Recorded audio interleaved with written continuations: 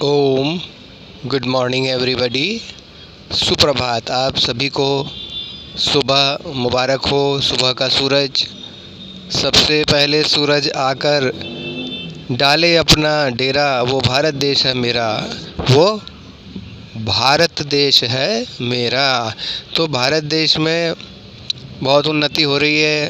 अब आज आपको थोड़ा आयुर्वेदिक कुछ दवाइयों के बारे में बतला देना चाहता हूँ। आयुर्वेदिक मेडिसिन्स जिनके साइड इफ़ेक्ट नहीं होते हैं। आयुर्वेद हमारे भारत की सबसे प्राचीन ऋषि मुनियों द्वारा तपस्या करके खोजी हुई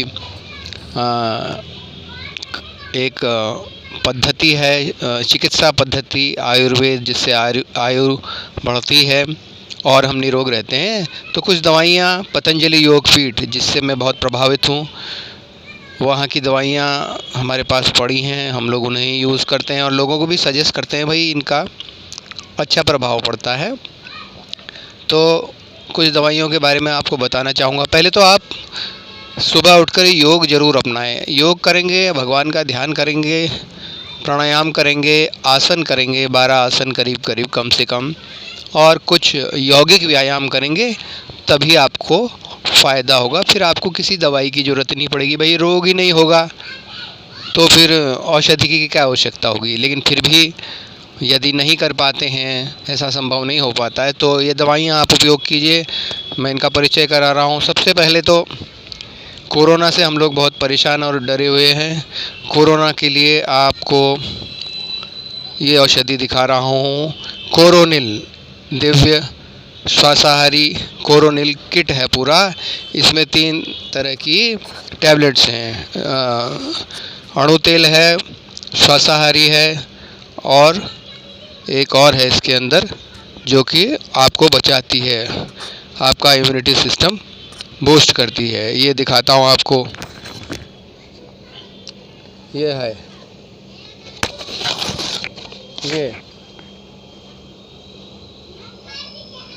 ये कोरोनिल है।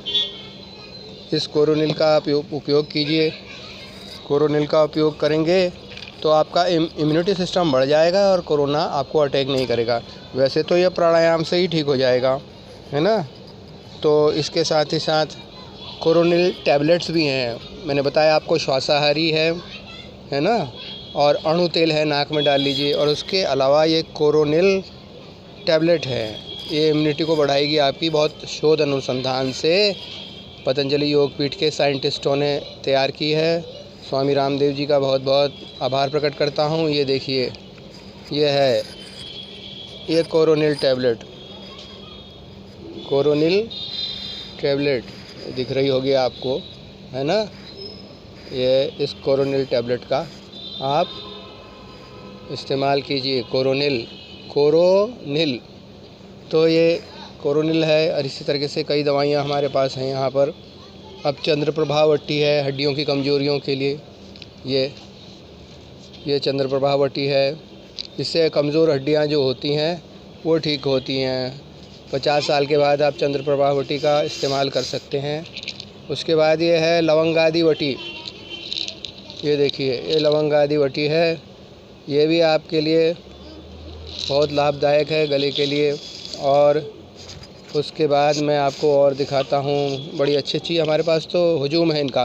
कांचनार गुग्गुल है। ये देखिए, कांचनार गुग्गुल, ये दिखाई दे रही है आपको। कांचनार गुग्गुल से गले की जितनी समस्याएं हैं ये सब ठीक होती हैं। और इसके अलावा कांचनार गुग्गुल के अलावा हमारे पास और भी कई हैं। अब जैसे एक है कंठामृतवटी। क्या है? कंठामृतवटी। वो कंठामृतवटी जो है आपकी गले की कोई भी समस्याएं होंगी उसको ठीक करेगी। कई टीचर हैं हमारे वहाँ, शिक्षिकाएं, शिक्षक बोल बोल के गला उनका वो हो जाता है ख़राब। नेता लोग हैं, बोलें तो सुबह से बोलें, उनका मन ही नहीं करता है बंद करें, क्योंकि भैया बोलने से ही तो वो लोगों को कन्विंस कर पाएंगे। जन सेवक हैं। अब हम बोलते हैं, हमें माइक मिल जाए तो कोई छुड़वा दे माइक हमसे। लोगों को, किसी को नींद आ जाती है, कोई कहते हैं यार कब बंद करेगा बोलना। तो ऐसे लोगों का गला भी ख़राब होने के चांसेस होते हैं अगर वो क्या ना करें, प्राणायाम योग ना करें। उज्जयी प्राणायाम करने से भी गला अच्छा होता है। सिंहासन करें। और बिल्कुल ही नहीं करते हैं तो कम से कम इस दवाई का सहारा ले लें। ये दवाई है, देखिए, इसका नाम है कंठामृतवटी। ये क्या है? दिव्य कंठामृतवटी। कंठामृतवटी मने होता है, कंठ मने होता है गला, और अमृत उसमें शब्द जुड़ा हुआ है, तो वटी मने वो गोली है, टैबलेट है ना। तो कंठामृतवटी। और ऐसे ही कई दवाइयाँ, अब दवाइयों के तो हुजूम है ना। जितने रोग हैं उतनी दवाइयाँ, लेकिन ये आयुर्वेदिक दवाइयाँ साइड इफ़ेक्ट नहीं करती हैं। पीड़ांतकवटी, ये पीड़ांतकवटी जो हमारी पीड़ाओं को हर लेती है। अब पाचन की समस्या है तो भाई क्या करें? हरड़ खाते थे पहले से लोग, लीजिए हरड़ बना दी इन्होंने आपके लिए, बड़ा अच्छा है। जिसका पाचन जो ज़्यादा खा लेता है उसको पचाने के लिए यह पाचक शोधित हरड़ है, शोधित। ये पाचक शोधित, शोध की हुई, शोध अनुसंधान विकास का कार्य चलता है ना पतंजलि योगपीठ में। तो हम भी प्रयास कर रहे हैं। जगह तो है नहीं हमारे पास यहाँ पर ज़्यादा, नैनीताल में है, लेकिन वहाँ होटल चल रहा है, टूरिस्ट होटल। पिताजी हमारे रहे, चले गए। माताजी और बाकी लोग, मैनेजर साहब हैं तिवाड़ी जी, दीप ज्योति होटल चला रहे हैं। और हमारे जितने भी होटल हैं, हम चाहते हैं सभी को टूरिस्ट मिलें और टूरिज़्म एक बार फिर डेवलप हो। लेकिन भाई टूरिज़्म डेवलप हो, पहले कोरोना की सेफ्टी तो रखें, आप अपनी इम्यूनिटी तो बढ़ाएं, अपनी जीवन पद्धति तो हम अच्छा करें, तभी हमारे स्कूल्स कॉलेज दोबारा खोलेंगे, हवाई जहाज़ सभी कुछ, रेलगाड़ियाँ पटरी पे आएंगी, उद्योग धंधे हमारे, ये तो सभी जानते हैं। इसके बारे में तो बहुत लोग बोलते हैं, सभी नेता लोग इस चाहते हैं कि विकास हो, अंदर तो सबके है, लेकिन प्रैक्टिकली कौन सी पार्टी का नेता, कौन सा प्रधानमंत्री और कौन सा मुख्यमंत्री देश को संभालने में सफल हो सकता है? भाई वही होगा जिसकी नीयत अच्छी होगी, है ना। अच्छी नीयत तो अंदर से, है ना, परमात्मा ज्ञान देता है। अभी हमारे प्रधानमंत्री मोदी जी हैं, भाई सभी घर घर मोदी क्यों कह रहे हैं? क्यों मोदी जी से लोग, भाई सयाने आदमी हैं और मुख्यमंत्री बनाए हैं कई जगह, और किसी से लोग नाराज़ हैं, है ना। तो बहुत सारी बातें हैं। सभी नेताओं से हमारी रिक्वेस्ट है, जितने भी नेता हैं, भाई देश की सेवा के लिए काम करें। अपने पर्सनल स्वार्थ तो उनका स्वयं हल हो जाएगा। अगर वो देश के लिए काम करेंगे तो फिर भगवान भी उनको सहारा देगा, नहीं तो पतन के गर्त में हमें नहीं गिरना है। हम चाहे कुछ भी हैं, कोई भी पोस्ट में हैं, चाहे हम शिक्षक हैं, चाहे हम खेती कर रहे हैं। अब किसानों ने हल्ला मचा रखा है, तो भाई इसका समाधान ढूंढा जा सकता है। जो पॉलिसियाँ बनी हैं उन पॉलिसियों में अगर कोई अच्छा परिवर्तन हो सकता है तो पार्टी के लोग भी, जिस मुख्यमंत्री हैं और जितने भी मुख्यमंत्री हैं जिस भी पार्टी के हैं, भाई वो लोग समाधान ढूंढें, हैं शांतिपूर्ण ढंग से।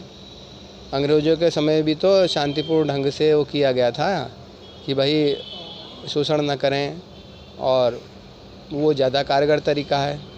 अब हाँ, सुभाष चंद्र बोस भी बने कई, लेकिन फिर भी अहिंसा का रास्ता ही बेस्ट है। ये सारी दुनिया को हमें सिखाना है। और पुलिस, सेना और इसकी आवश्यकता तभी तो पड़ेगी जब लोग गड़बड़ करेंगे। अब सबके विचार अच्छे हो जाएंगे तो स्वामी शिवानंद ने कहा था कि कोई प्रॉब्लम ही नहीं होगी। पुलिस सेना क्या करेगी? बेरोजगारी हो जाएगी। अरे बेरोजगारी हो जाएगी, खेती करेंगे, अच्छी अच्छी चीज़ें उगाएंगे, प्रेम से रहेंगे, भक्ति करेंगे भगवान की, हैं। तो ये सब विचारधारा हमें फैलानी है संसार में और समझना है, अपने विवेक को जगाना है। बाकी ये मेडिसिन आप इस्तेमाल कीजिए। आपके स्वास्थ्य की शुभकामना करता हूँ। कोई भी संसार में बीमार न पड़े, ये ड्यूटी हमें भगवान ने दी है और भगवान को भी मानना चाहिए। भगवान है क्या? हमारी अच्छी भावनाएं, हमारा परस्पर प्रेम, यही तो भगवान की पहचान है। कण कण में भगवान क्यों कहा जाता है? आदमी को अपने अंदर के शैतान को मारना है। कभी भी कोई भटक सकता है, लेकिन उसको भटकते ही तुरंत आप विपरीत विचारधारा ले आएँ, मन में विपरीत विचार जगाएं। स्वामी शिवानंद ने भी यही कहा है, और हमारे स्वामी रामदेव जी तो बहुत अच्छी अच्छी बातें बताते। भाई वो तो शरीर के और मानसिक और आध्यात्मिक स्वास्थ्य जागरूकता को बल देते हैं, इसलिए हम उनको बहुत मानते हैं। और बहुत से संत हैं, सभी संतों के मुंह से, सभी धर्मगुरुओं के मुंह से अच्छी बात निकलती है। और प्रैक्टिकली जीवन में वो अपने को कितना कंट्रोल कर पाते हैं, ये उन पर डिपेंड करता है। और अपनी सच्चाई को कैसे साबित कर पाते हैं। सबूत तो संसार मांगता है ना, संसारिकता, लेकिन सबसे बड़ा खुदा गवाह जो है, उससे बड़ा जज, उससे बड़ा गवाह कोई नहीं है, और उस गवाह को कोई परेशान भी नहीं कर सकता है।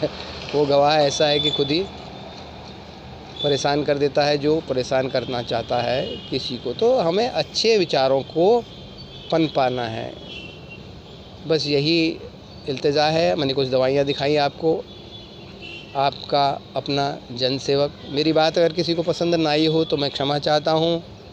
पसंद नहीं पसंद आने के लिए भी तो विवेक शक्ति होनी चाहिए कि वह आदमी क्या कह रहा है। जब किसी का विवेक जागृत होगा तभी वो समझेगा कि ये भाई ये तो हमारे अच्छे के लिए कह रहा है, हमारे स्वास्थ्य के लिए। अब गुस्सा करेगा, किसी से बैर भाव रखेगा तो पहले उसका स्वास्थ्य खराब होगा।